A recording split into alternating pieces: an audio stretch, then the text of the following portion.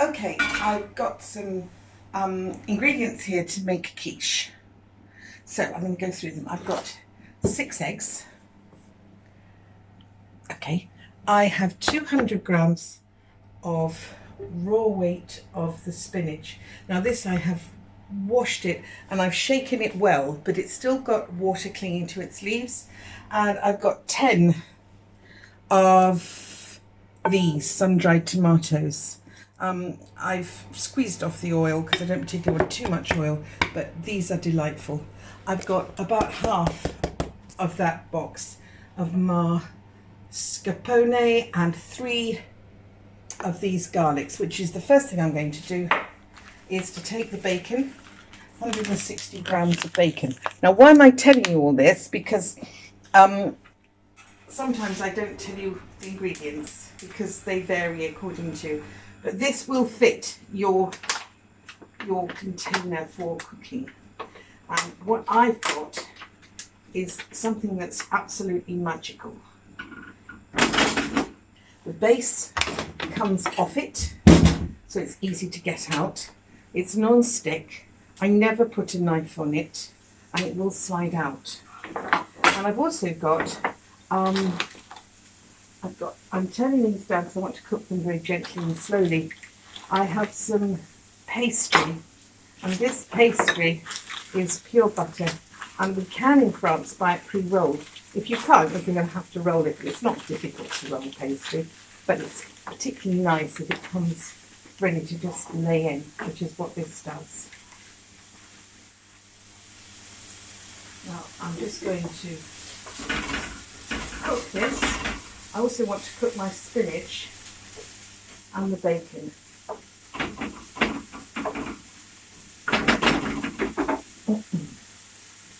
Lardons are particularly useful in cooking as opposed to strips of bacon. So you'd have to cut them up if you only had bacon. Now this is wonderful. But because it's been out a little while, it's sticking.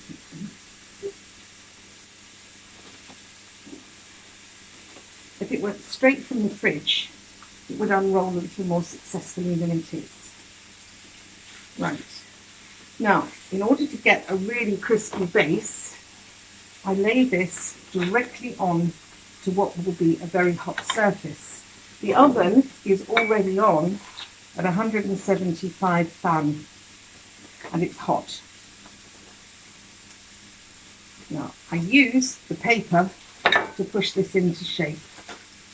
Otherwise, it's, as you can see, it's very, very warm, so it's not doing so well. Well, it's not very warm, but it's not chilly like I would normally like it.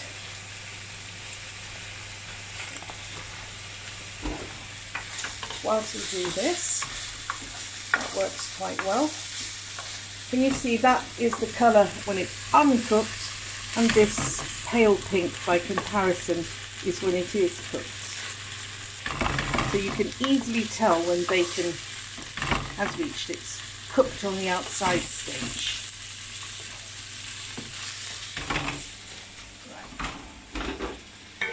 Now, I've got one of these, but whatever it is you use, to either finely chop, but I think on this occasion grated is better.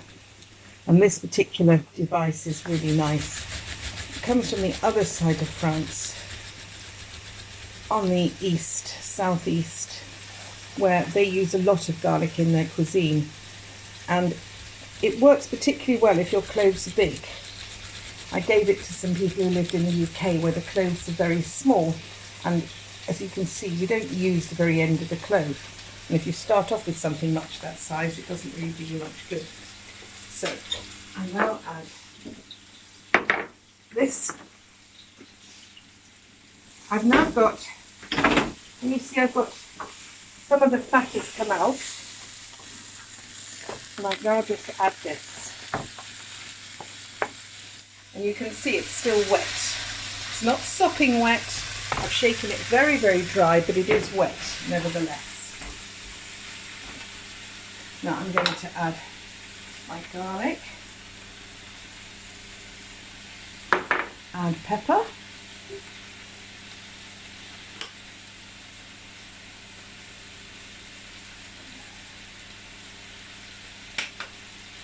Now, even if you wanted salt on your food, I would be very careful adding more salt at this stage because you've got the bacon that's salty. Eggs always taste nicer with a touch of salt, just like most meats. But you've got the salt. Okay, now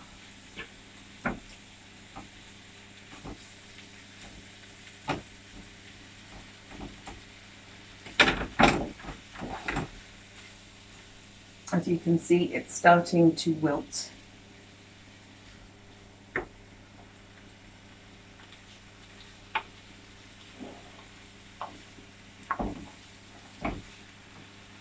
Smells very good too, actually.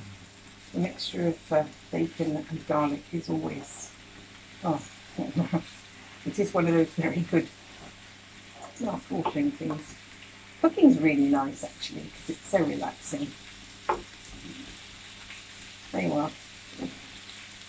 Now, I haven't taken any of the stems out because this is very young garlic, spinach.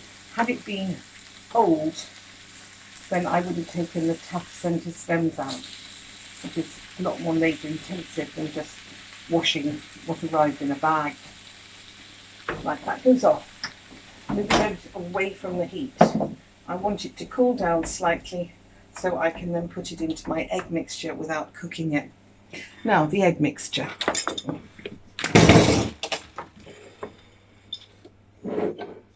Don't need that there anymore. Or that. Or that. My eggs.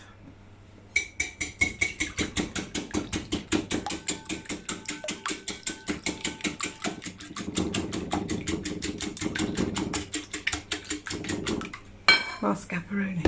This is rather nice. Now I shall be using all of it now, except the last little bit. So it's about half of what there was is what I've used. It only lasts 2 days, it says, once you've opened it, so it has to be used today, and I do want a little bit to go with some strawberries this evening.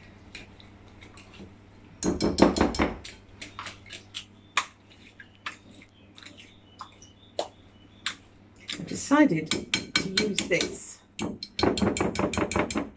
because it would be quieter, but actually I think I'm going to revert to my magic wand because there's nothing quite like my magic wand for working. I saw somebody who was wanting to do everything au naturel. Obviously, I need a lot of electricity and assistance. Now,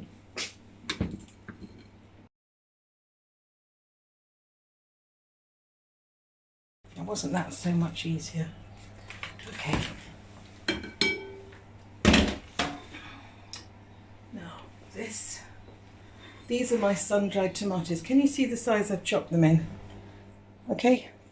You want something there. You don't really want just a blend. I'm not looking for something pulverised. And as you can see, there's not exactly a lot of oil left on them. I haven't washed them, but I did.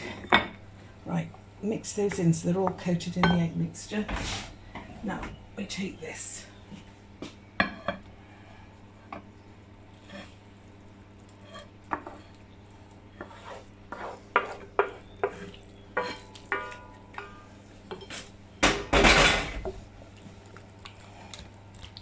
Right, now that should be absolutely delightful in the tart.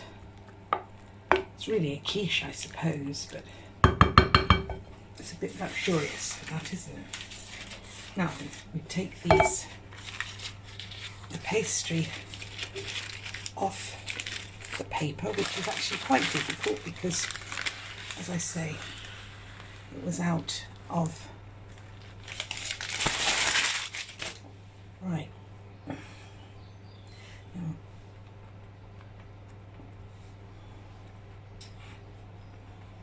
you don't prick it on the bottom, you don't want any holes or you're going to get leaks. So, okay. Now, if you wanted it pretty, you cut it just along here by pressing on it, and then you can pull it off. But in actual fact, most people like this, so I leave it on. Ready? It's going in.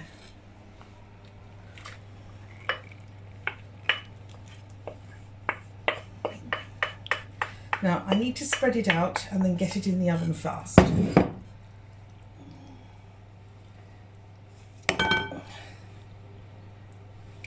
Nobody can say this was a difficult tart, but it will taste delicious. Now just try and spread it around, and you can feel where you've got bits missing and where there's lumpy bits. Nothing like fingers, is there? Right. Done. I might be able to get just a little tiny bit more out of it.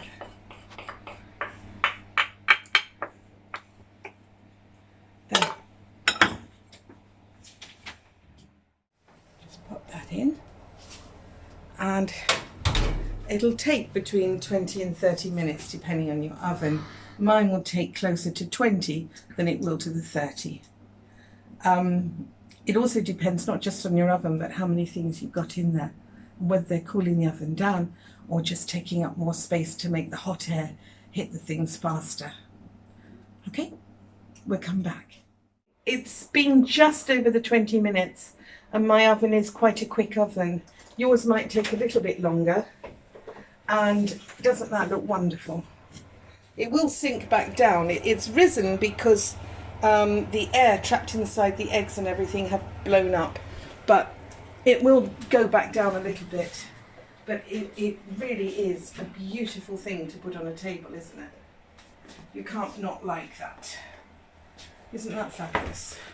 As it cools, it will depress, but even so,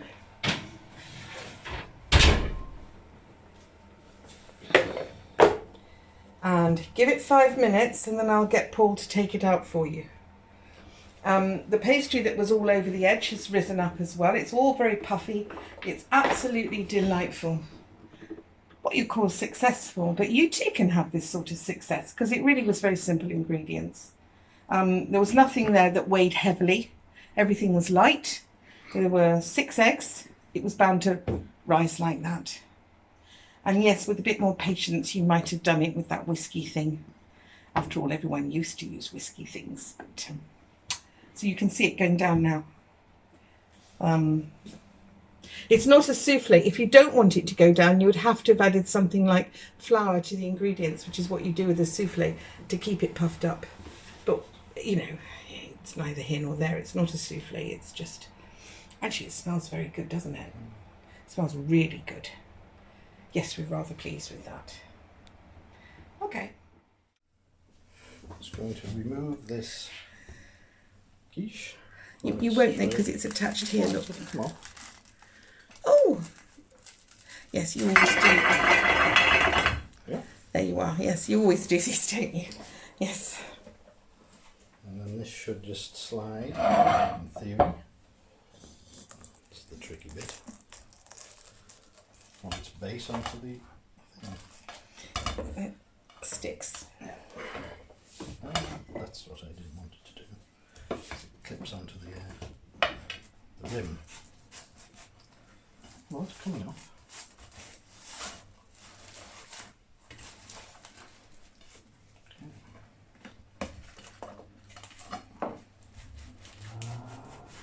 There we go.